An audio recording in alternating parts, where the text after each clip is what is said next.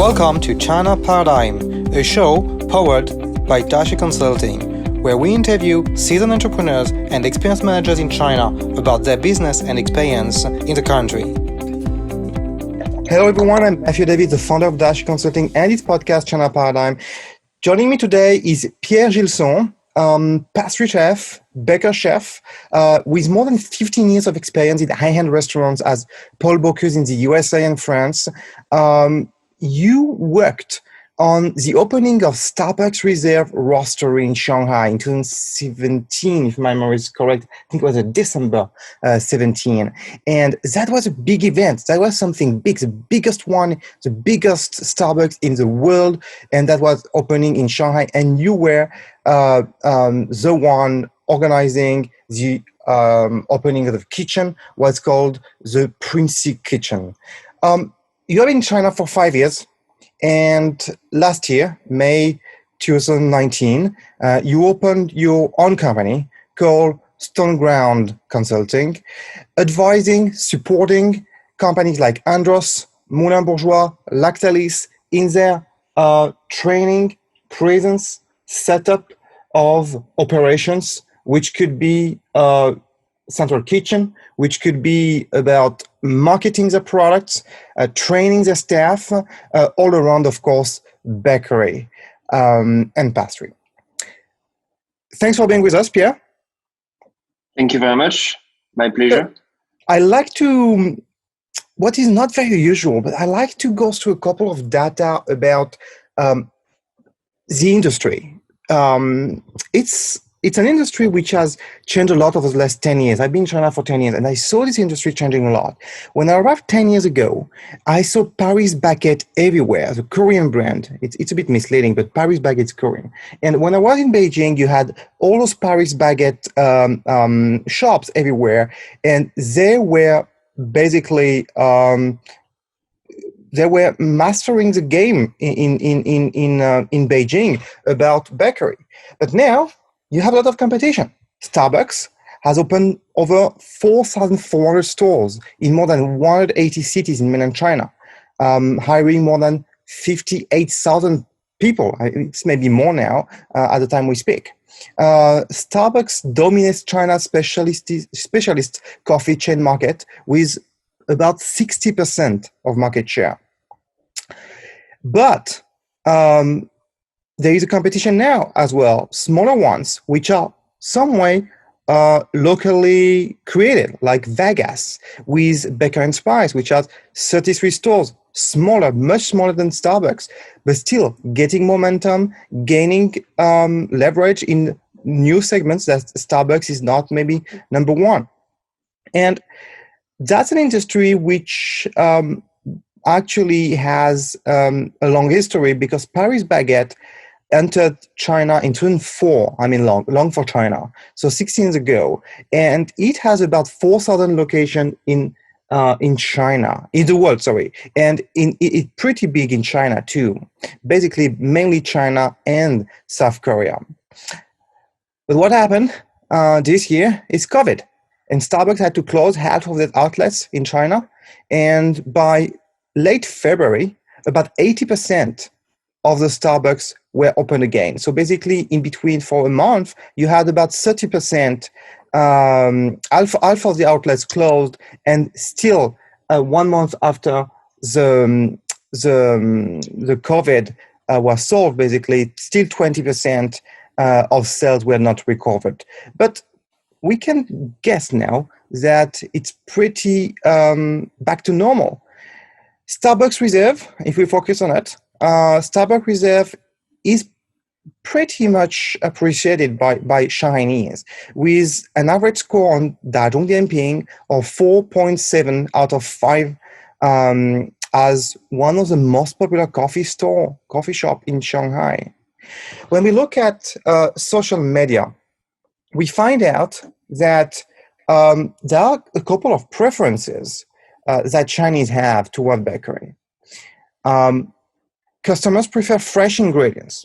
They claim it. Do they buy it? We are going to see, but they claim it.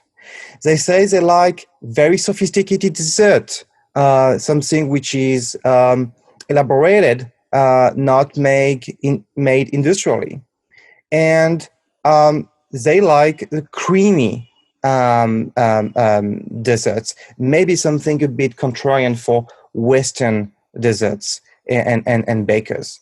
That's something also I like to go into. That's a very trending market too.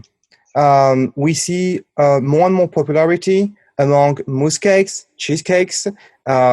If you are not going to contradict us later on, Pierre, but that's what actually the social media is saying.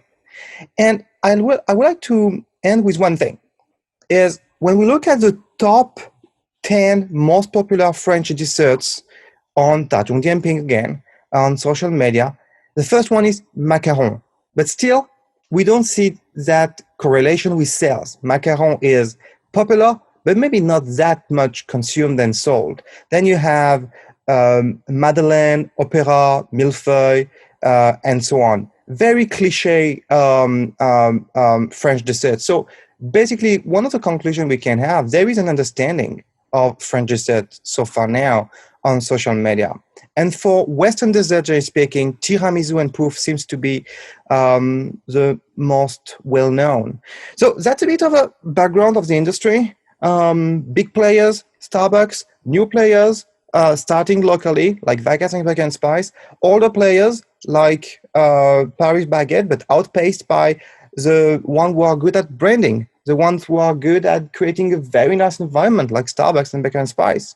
And a social media which likes to share pictures, to talk about those desserts, which are very active about food generally speaking, and specifically with those fancy desserts. Thanks for being with us, Pierre. What would be your comment about this intro? Would you change a bit of the intro? Would you agree with it? What would be your takes?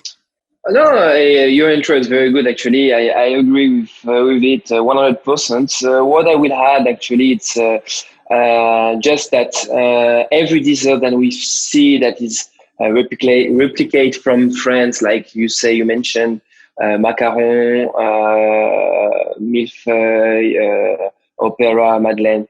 Everything need be sweetless a little bit than we do in France, because in China, Chinese eat really less sweet than France. Again, yesterday we have a demo, and I just did some apple bake in the oven, even without that many sugar inside. And one comment from a Chinese person was like, "Oh, it's too sweet. It's really French." So that's why. This is the only comment I will say.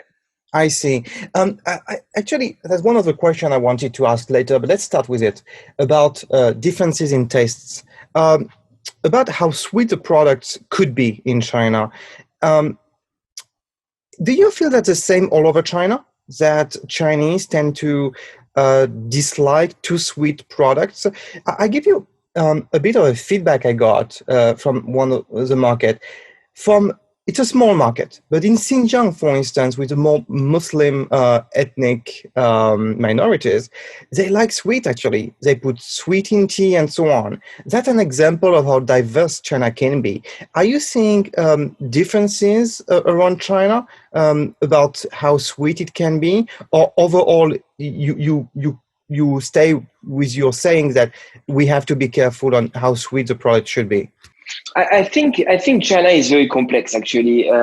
China, every region of China have its own specificity, but we have to know a little bit anyway from Europe the sweetness of what we do, actually, because even as you mentioned in Xinjiang example, or even in South, because example in close to Shenzhen, Guangdong, they eat a bit more sweet than Shanghai example, but they're still less sweet than Europe. So we have to be careful on that part, especially because our target still, we have to, whatever we do, whatever business we do in China, we have to, target Chinese people.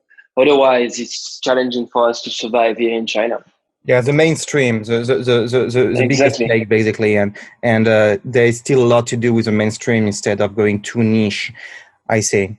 I recall having a discussion with someone who had a chocolate chain in China, and he was telling me that some regions were doing better than others. So there are some differences, but overall, indeed, let's target the mainstream. It's already a very, very large market.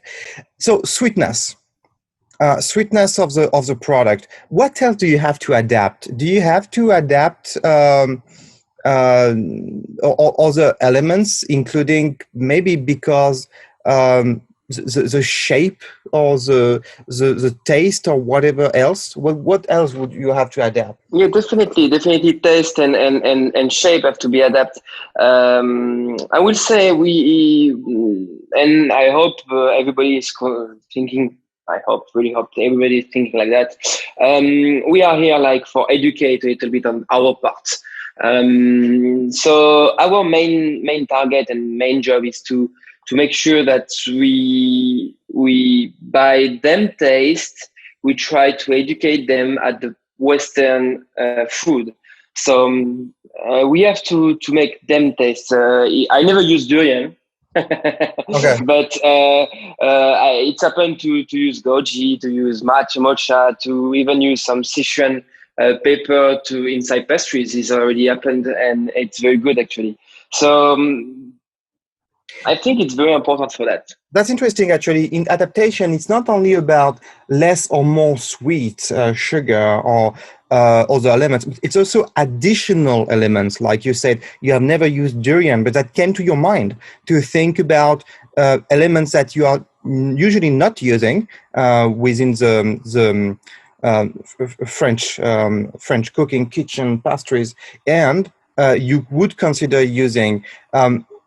Have you? So you said you have never used durian, but have you used new elements?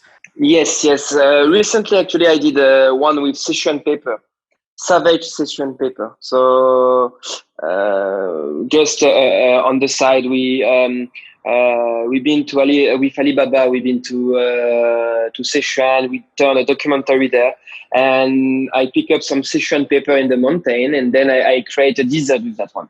Yeah, that's very contrarian. How do you come up with Sichuan pepper? Because that's not something you would think of when you would be in France for the French market or in Europe for the European market. How do you come up with a good mix? Something you feel would be a good mix? By taste. So first of all, this is not my first try with Sichuan pepper. My first try with Sichuan pepper was last year already. I'm a big fan actually of Chinese food. I would say generally Chinese food. I think they have so many tastes, so many good tastes. And they actually last year I tried to make some chocolate bonbon with Sichuan pepper ganache inside. Actually, that's very, very well. Even my wife, she loves Sichuan food. She tried it and she said, "Oh, it's very, very good." And then Alibaba come to see me and talk to me and say, "Okay, we would like to do something with Chinese ingredient." And I proposed Sichuan pepper because I knew already that's something which was working, and I did actually a chocolate cake with inside some roasted ananas in Sichuan pepper. So it was perfect, actually very, very good. And what other elements would you consider from the Chinese cuisine? You have 8 cuisine in China, if my memory is correct. So you have the Northeast, you have the Sichuan, you have from the south of France, Shanghai style of cooking as well. What other ingredients you would consider? Pepper is one of them. Actually, pepper is one of them. I use goji already. What else after? I will consider one day to use durian, but I have to find a way to work with it. I think the taste of the durian is very, very pronounced. And you need to lower this one. So I have to work on it and find a solution. And then after, I know it's possible to use tofu as well, because tofu is very, very well used. Actually, it's already used in a vegan cake, pot cake. But I think it's possible to even work with it even better, actually. And then after it's when I eat something and I think it's maybe workable in pastry, I try. So that's a very common thing to adapt for the Chinese market. KFC did very well at adapting the doujiang and some of their dishes, and every chain has to adapt. Vegas, the co-founder of Vegas, is for instance saying about the coffee that the coffee we serve in Vegas and Bacon Spice isn't the coffee I like to serve because I like it stronger. But when I've had to adapt our coffee standards to Chinese market, we had to make it less strong. The Jackie Yun, the co-founder of Vegas and Baker and Spice. So every restaurant, bakery chain has to adapt to the Chinese market. And how does the consumer react to that? Because it's not only, I feel, about taste, it's also about discovery, it's also about playing with new ingredients, it's also about being surprised. How do they react, Chinese consumers? Are they aware it's a surprise? Are they aware it's unique? Yeah, actually, they was very, very surprised when I did the cake with a Sichuan pepper inside. They was very, very surprised by the taste because they know that Sichuan pepper is spicy, but it's really type of spicy than you can find only in the Sichuan pepper. And when actually I work with it, I remove all this spicy part and I make appear a yuzu taste of the Sichuan pepper, which bring actually a yuzu taste with the pineapple, which pair very perfectly actually. And that's why it's they was very surprised that from them little balls that they call lamujo. I don't remember the name in Chinese, really Chinese, but they call the Sichuan pepper that they can have something like taste like lemon at the end. So yuzu is a lemon taste actually. I see. And do you feel from a pure marketing side, do you feel that actually the addition of new ingredients, which are Chinese ingredients, help you to get more pictures shared online to attract or more easily attract what we call KOC or KOL, key opinion consumers or key opinion leaders? Do you feel that could be a tactic, and that has it proved efficient? So for pictures share online, I think it will come mainly by the taste and by the reaction of the cake when you cut it and you put a spoon inside this one. But for the actually for the KOL and the KOC, I think it's important for them because they attract Chinese by what they know. So I see. If you tell them you make a cake with Sichuan pepper, even if it's Western cake, they have the name of Sichuan pepper inside, and they will be attracted by this. Actually, I see. Very interesting. Very interesting to anchor the market with something they're very familiar with, and to divert a bit their attention to something they might be less familiar with, which could be bakeries, for instance. Actually, you started with taste and changes of taste, changes of the product for the Chinese taste.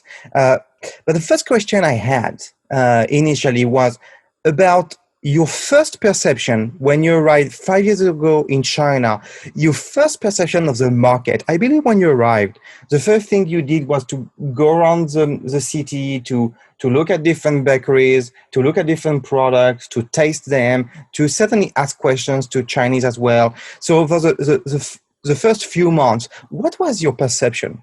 The first few months, actually, when I discovered the city and I discovered China, it was like I saw Paris baguette everywhere. I saw few, I would say, Western bakeries because there was already few Western bakeries on site. Not what we have right now, because right now it's a huge market, especially I would say, especially in Shanghai. When I come 5 years ago. What I was asked for was only replicate what I do in France. So make French bakery, French pastry. That's it. And then when I evolved a little bit in China, I realized that innovation is even more important than anything else. And in China you can have so many innovations. So We say that we have a huge innovation in high tech in China, which is true. This is I think, one of the main marketplace in the world. But I think for the food is one of the biggest inspiration, and we can see it as well in France that few star chefs, are inspired by Asia, and I will not say only China, but by Asian food every time actually. So yeah, I think that was my feeling when I arrived really after. Does it mean that when you arrived, you already had the idea that you already felt that Shanghai, more specifically, but China, more generally speaking, who could be a source of innovation, thinking, or inspiration for you? Inspiration, definitely, because I was every time thinking that Asia will bring me and open my mind on different tastes. But to be like, what is China right now currently? Because 5 years later, I can see it's completely different. But no, I never imagined that China 5 years later would be like that. And what have been the changes in terms of number of shops, in terms of how usual now is the consumption of pastries, cakes, and so on? What changes have you witnessed? The change is mainly at China attracts more and more professional here. We can see it more and more. China got the second biggest exhibition in bakery and pastry in the world since now 4 years. Then they do it, 5 years maybe. They have more and more MOF, so Meilleurs Ouvriers de France, who come over China to teach, to show to show what we can do in France, what we can do. So it wasn't like that when I arrived. When I arrived, it was like only 1 or 2 MOF who come, and maybe few bakeries, but not what we have right now. And the bakery show was not that biggest. So now I think China is become one of the biggest markets after Europe, of course, because Europe's still big market for bakery and pastries, but one of the biggest markets in the world. Yeah, definitely. How do you analyze the use of bakeries? And generally speaking, for instance, the daily use of bakeries, so like bread, for instance, like or small cakes that could be consumed every day, every week in Europe. How is the use of what you produce in China? My sense is that it's much more correlated to spending a good moment, a sweet moment like birthday or like a bit exceptional, and less of a daily and or weekly consumption. Am I correct with that? And how do you see evolving? So I can tell you already it evolved a lot. When I arrived, I have a very funny story that people buying when I was producing some baguettes, they was buying the baguette for it like a dessert. So this is not something like we can see in France, but they was sitting around sharing a coffee and just slicing some baguettes, some piece of baguette and eating like that. So they don't have, sorry? With nothing on it. Like no, with nothing on it, yeah. Plain. So this is something like very, I will not say funny, but it's very funny when you are from Europe and you just arrive in China. And then now I can see that people are more and more educated. We have more and more Chinese people who go overseas for school, for business. So they learn a lot about whatever they can find in London, Paris, because they are the main place, Brussels. They are the main place of I think the travel for Chinese consumers, and they actually find very differently and thinking very differently about the bakery than they can find here. We can have now some daily, I will say, Chinese consumer who come inside the bakery to enjoy a coffee, a croissant. Croissant has become actually a huge market actually in China. And it's very challenging for everybody because now customers have the education, so they start to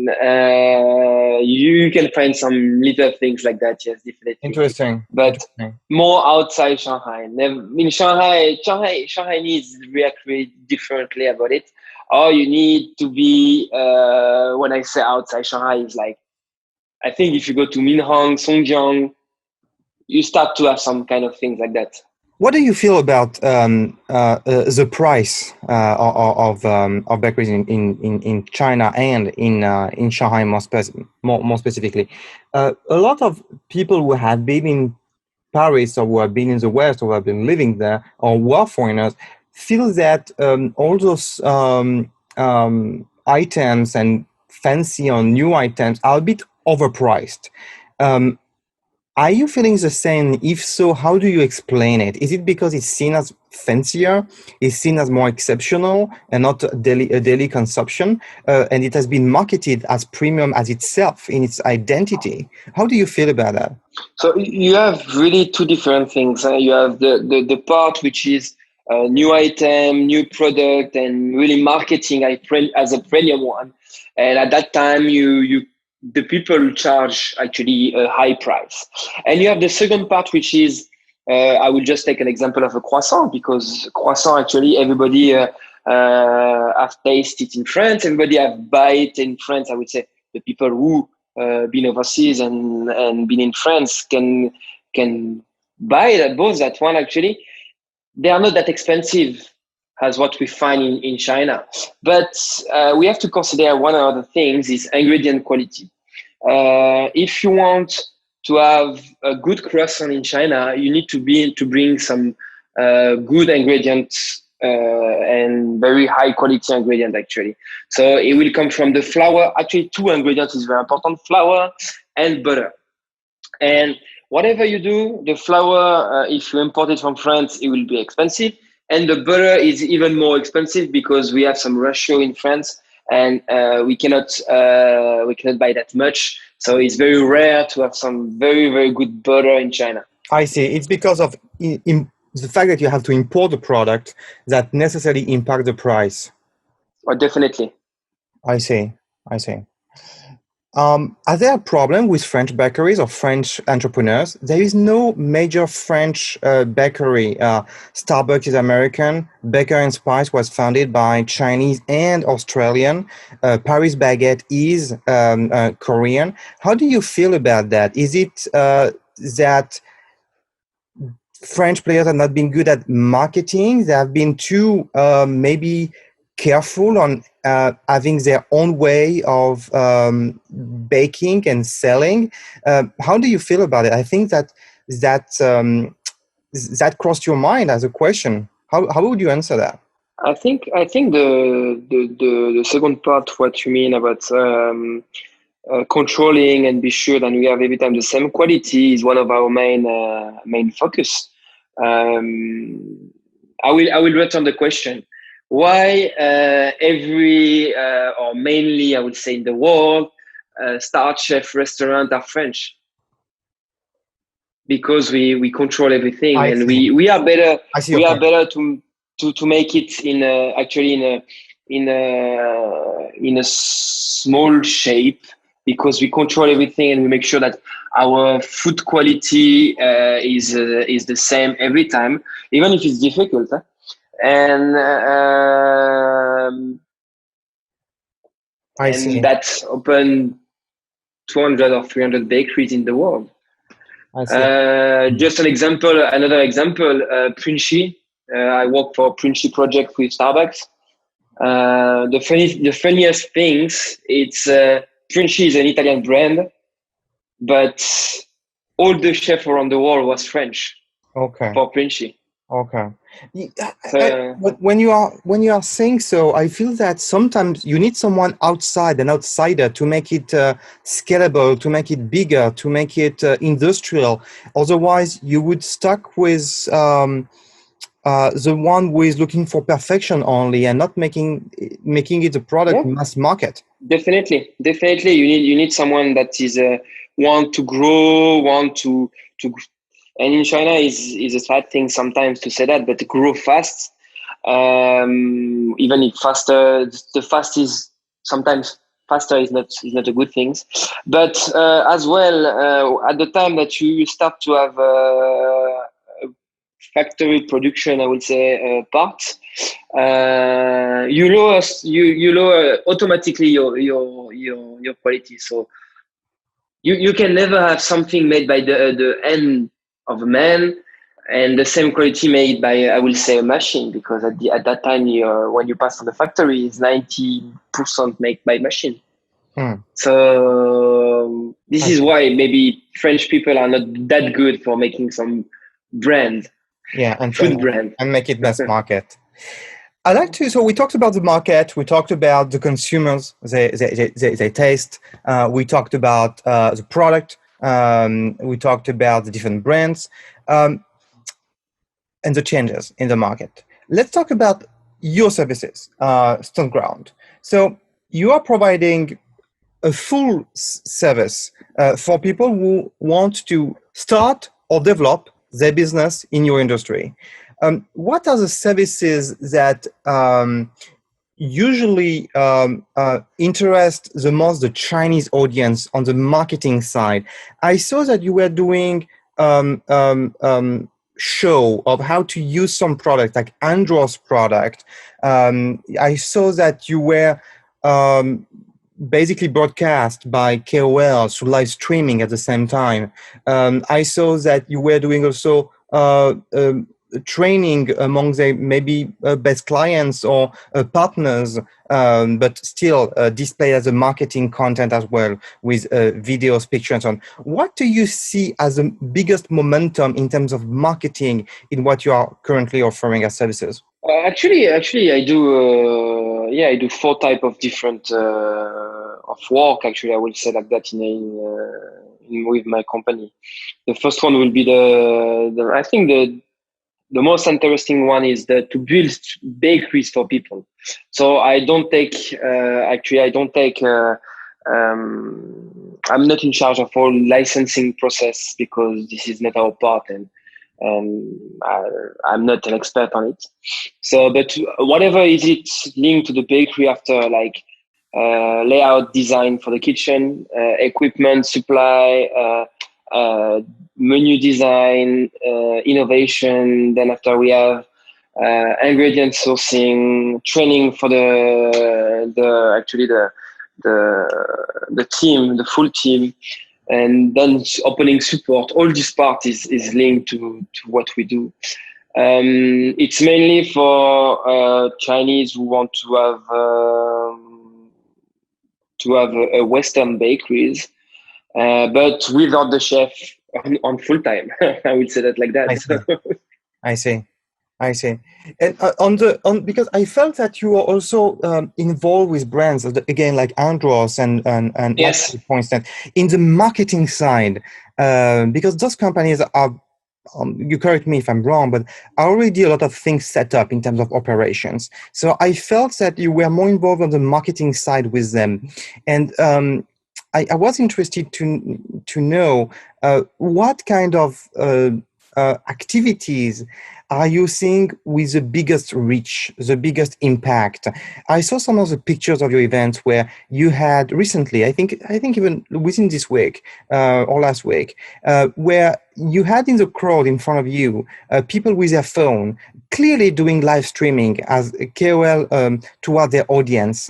And is it a thing, for instance, where you see a good proxy to show new products and how to use them, or it's more through pictures and Instagram pictures, or is this more gathering people on the place, basically doing things and engaging with them directly? What would be the activities that you would advise for a brand to do with you?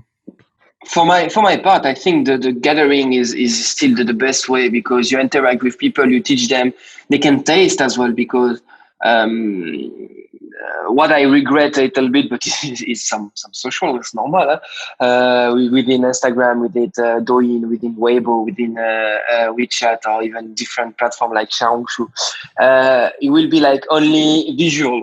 and not really about taste. And I think that the main strength right now is to work on the taste and more than the visual. But gathering was still the good one.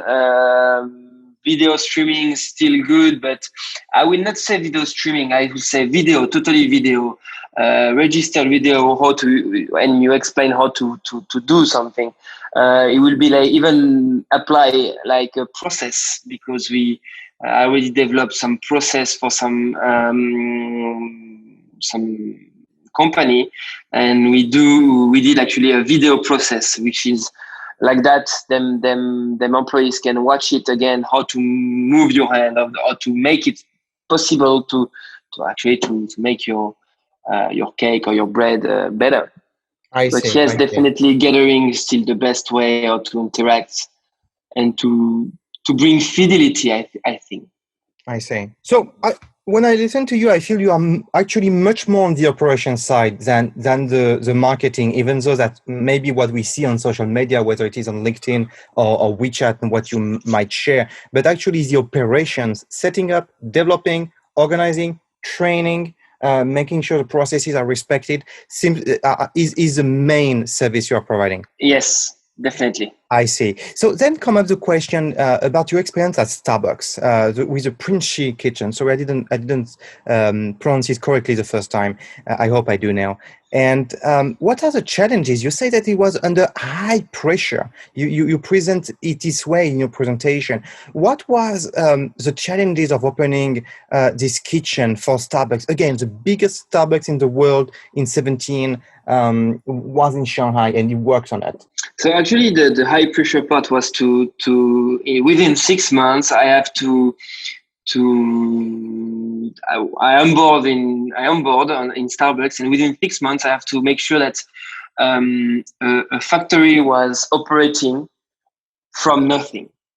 So I put the first stone of the factory, and 6 months after I have time to be. I've been in Europe, pick up the recipe from Princi, come back in China, train all the team, make sure the factory is set up, get all the licenses from FDA, and then deliver the first batch. I see. Is the factory inside the Starbucks reserve shop roastery, or is it outside? It's outside. I see. Yeah, you wouldn't have the space. It wouldn't make sense to pay such a high price to definitely, especially in center. I see. Okay, but I understand the time pressure. So was a challenge. Are there other challenges which are more structural? I would say, for instance, importing or making sure you have the right level of ingredients, or training, or turnover of staff, or other elements which are more structural of any start. Timing is always. I agree with you.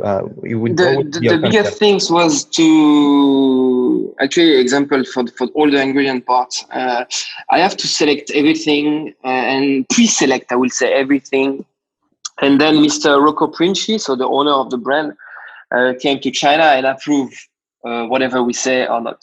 So there wasn't a really pressure on that one because. He was Italian. He is Italian. He's still Italian. I'm French, and I will say we are neighbors in Europe. We have the same feeling about ingredients, so we want every one of us want to set the best ingredients. So it wasn't a big issue for that actually.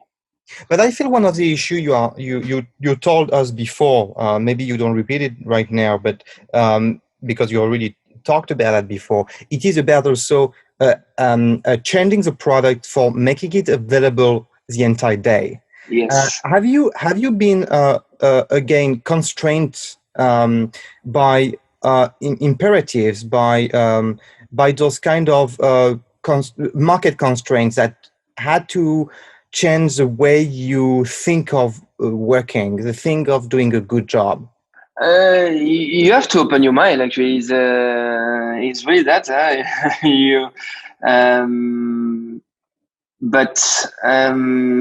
It was a challenge to have all the best product every time available. and we definitely have to fight for some I would say technical part to make sure that that fits this target. And that one was in intern more than with the Italian part, because the Italian part was approving very fast. But there was more in intern, and yeah, I have to fight for few equipment. When I was fight, I would say I have to explain more and more, teach them, explain them, and then we got approval for that on few equipment that we need to be sure that every single hours we have the best quality of ingredients and best quality of product that we can find.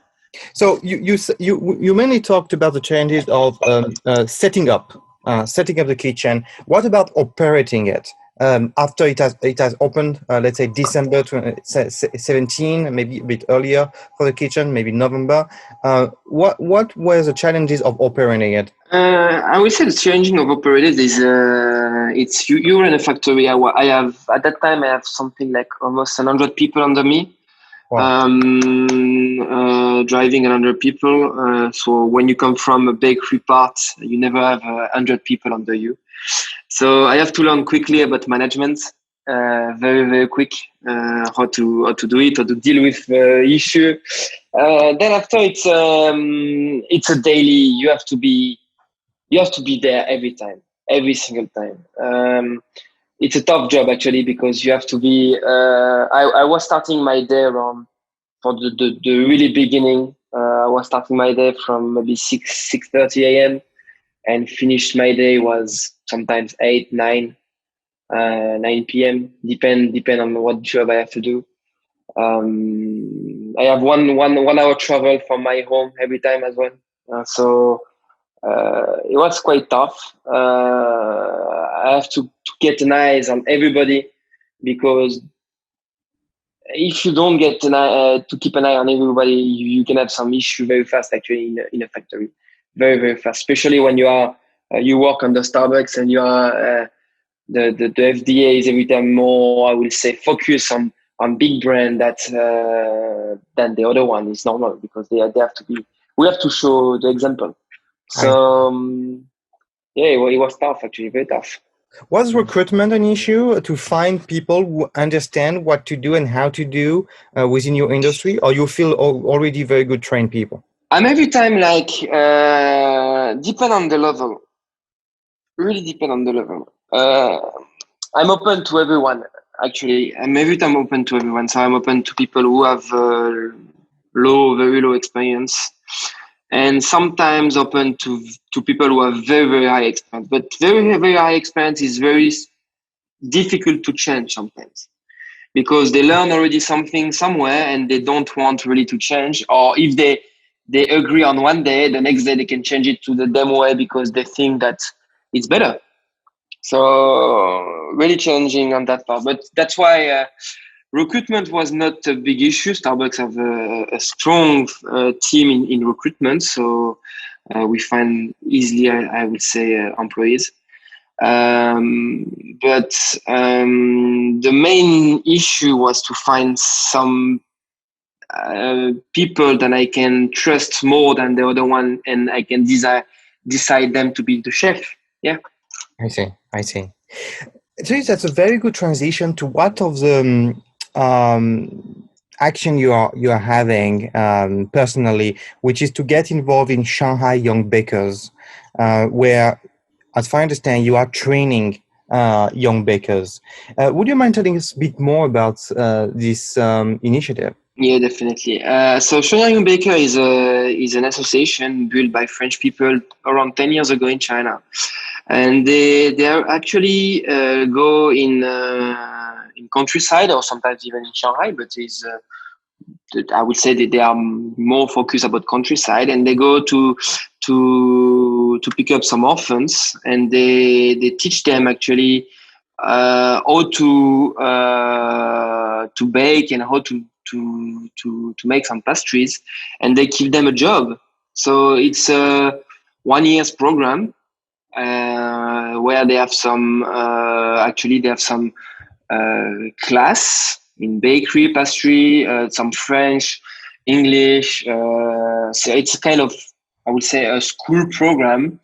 And then after they have some training part, which is take place in different hotels around actually Shanghai. So it's a very, very good program. I think it's a kind of charity program. And I think what the job that they did for the last 10 years is very, very good actually. So you're one of the trainer. What do you do with them? So actually my part is more like benevolent. I will consider myself like a benevolent more than a trainer. My specialty is a pastry chef and baker chef. So definitely my part will take place in giving some training for them chef, because they have some permanent chef, which are some old Shanghai Young baker. So like that, they know the program as well. I see. And so they are working with them for a few years. Yeah. I see. Then come up the question I usually ask for every interviewee, and one of the first question is, what kind of books, movies, or anything has inspired you most in what you do now? A source of inspiration, or it could be something else that you do, like you said, like to go through the city to get inspiration. What is a source of inspiration for you? I would say the source of inspiration is daily. I don't have that many sources of inspiration. I have two person that I really thanks for give me this kind of mentality. But really a source of inspiration, I will say from a book or from a movie, or I don't have that many. I have a favorite book. But I have mainly, I will say, two person that I thanks the most. They give me a good answer.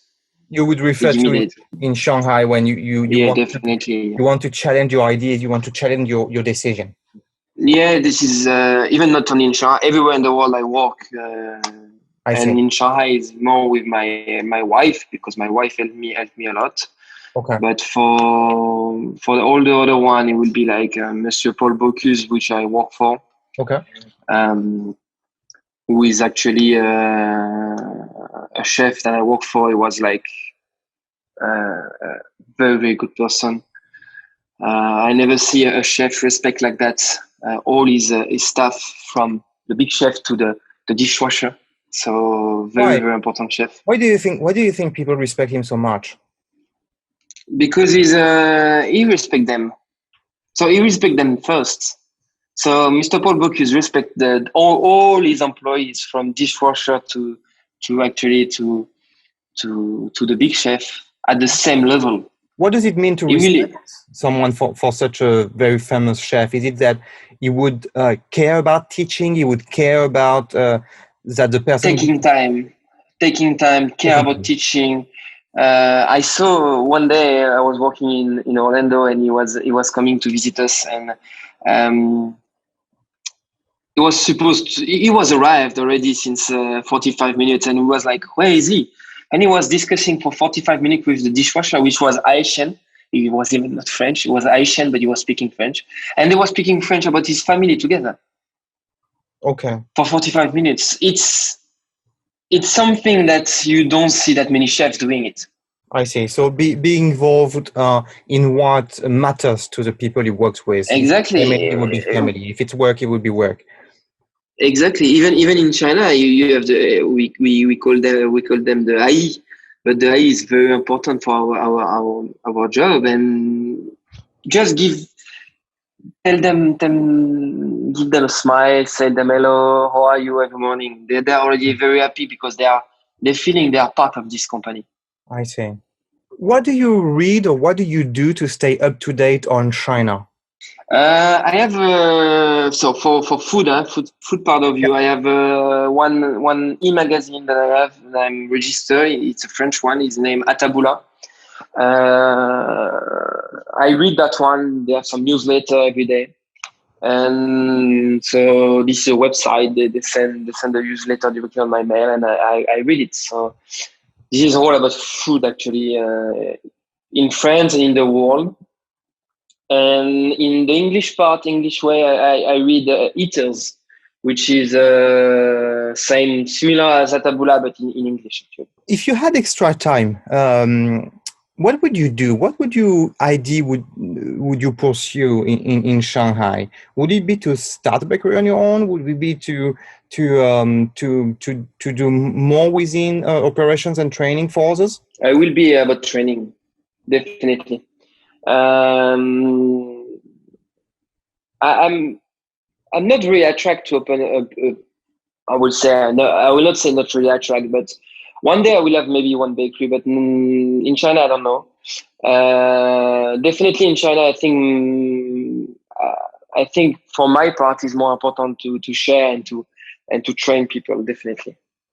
Do you feel it could be a more mainstream service, the training? Could it be for individuals like me, like others who want to learn about bakeries? Or definitely. Yeah, so that could be the development for you, right? Yes. I see. It's one of my targets in the few years. Yeah, definitely. Okay, so that's also why you might build up a bit more awareness on Weixin, Weibo, and so on, and that may be the reason why you are publishing and trying to build a community, because you want to target the B2C, the end consumers, for him to understand about how to bake. Yes, I see the long-term view. What has been the most surprising experience you had so far in China? So the use of ingredients, I feel it's one. What would you have another one you would feel very, very surprising? The first time I saw someone taking a picture with a baguette, like a trophy. Okay. And we were selling a baguette, and this is the most surprising things. After all the rest is like, I will not say don't impress me a lot now, but I think I'm used to it. So it's not really impressive as the first time I saw someone taking a picture with a baguette like a trophy. I see.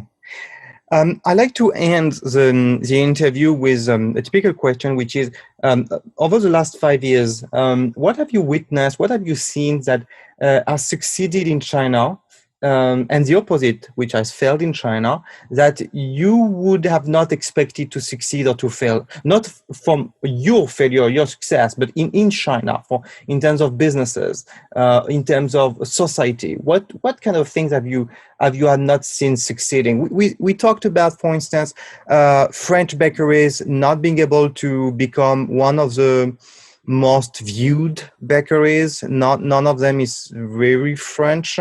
That could be one of the surprise. But what would be your take on this? No, I think every part is a success anyway. We are lucky, I would say. We are kind of ambassador for France, actually. So every bakery, every French part in China is kind of a French embassy or consulate. So it's I think whatever happened, and I will see it maybe differently. I will say it's a success to don't have a huge French brand which are developing too fast and lowers quality. And what about, generally speaking, what has been, what have you witnessed as let's say, a failure, or something which has never taken off in the Chinese market? I'll give you an example. I was very surprised at the failure of Carrefour, that they left China when I arrived in China 10 years ago. That was the foreign company, which was going into 30th, 40th cities, growing fast and so on. What about a disappointing company or product which didn't make it in China? You don't have that much. I would say they don't succeed as expected is something, but they succeed anyway. Yeah, they had. Uh, they succeed anyway because they don't succeed as expected. Maybe the target was too high, and maybe some things like you spoke about something very interesting. The macaron.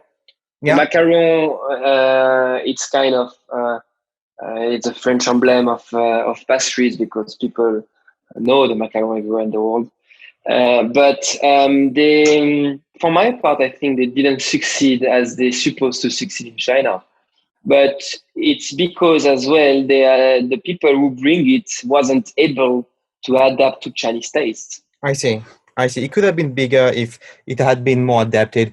For people Exactly. listening from overseas, macaron, even though it's not as big as what we would expect, is sold by McDonald's for about 1.5 euros, 10 RMB. And it was sold by people like La Durée 5 years ago because they retreated actually from the Chinese market at some point for something like 4 euros. So it was much more expensive than in Paris, where La Durée is selling at 2.5 euros, I think.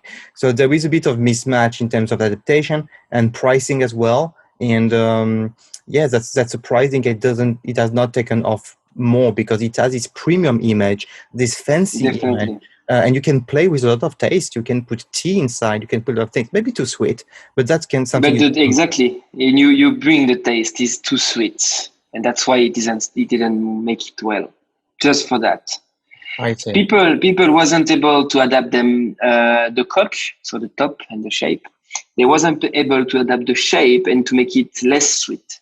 Thanks, Pierre, for being with us. You're welcome. Very interesting to have your perspective with all your experience in building, operating, and training bakeries in your field. And I hope you enjoyed it. I did. Yeah, me too. Definitely. Thank you very much. Thanks, everyone, for listening. Bye-bye, everyone. Thanks.